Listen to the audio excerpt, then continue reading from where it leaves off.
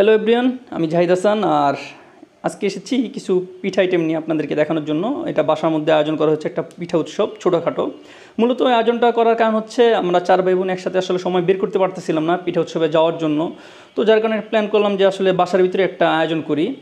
আর এতে কিছু সুবিধাও রয়েছে। সুবিধা হচ্ছে যে একটা পিঠা উৎসবে যদি আমরা যাই 4 ভাই বোন, সেখানে যাওয়া আসার ভাড়া, দেন টিকিট প্রাইস, দেন ওখানে পিঠা খাওয়া ইত্যাদি সব কিছু মিলিয়ে প্রায় 1500, 2000 বা 2500 টাকার উপরে পড়ে যাবে।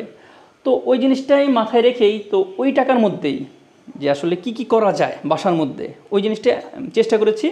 এখানে প্রায় 12 থেকে 14টার মতো পিঠার আইটেম রয়েছে, চা রয়েছে, প্রায় 6 ধরনের শরবত রয়েছে।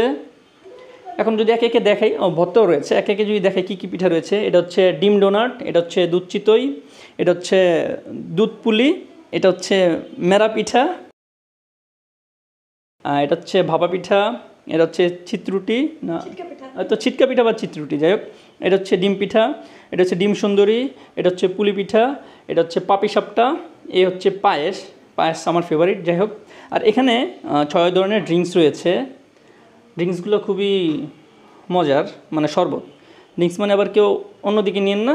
এগুলো হচ্ছে লেবু দিয়ে, বিভিন্ন ফ্লেভার দিয়ে, কালার দিয়ে, প্লাস হচ্ছে মালটার রস দিয়ে করা হয়েছে এই 6টা। আর এখানে রয়েছে এটা কি কুলি পিঠা, কুলি পিঠা, এটা হচ্ছে চিতই পিঠা।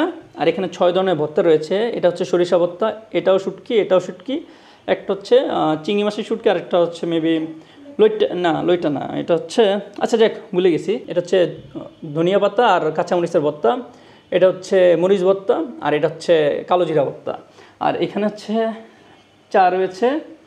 আর এই যে যা দেখতেছেন আসলে মূলত তাই না, আমাদের বানানো হয়েছে আরও বেশি, জাস্ট ডেকোরেশনের জন্য, সাজানোর জন্য অল্প অল্প করে প্লেটে রাখা হয়েছে। তো যাই হোক, এই ছিল আজকের আমার ভিডিও। দেখা হবে পরবর্তী কোনো ভিডিওতে। ততক্ষণ পর্যন্ত সকলে ভালো থাকবেন, সুস্থ থাকবেন। যদি ভালো লেগে থাকে লাইক করবেন, শেয়ার করবেন, সাবস্ক্রাইব করে দিবেন।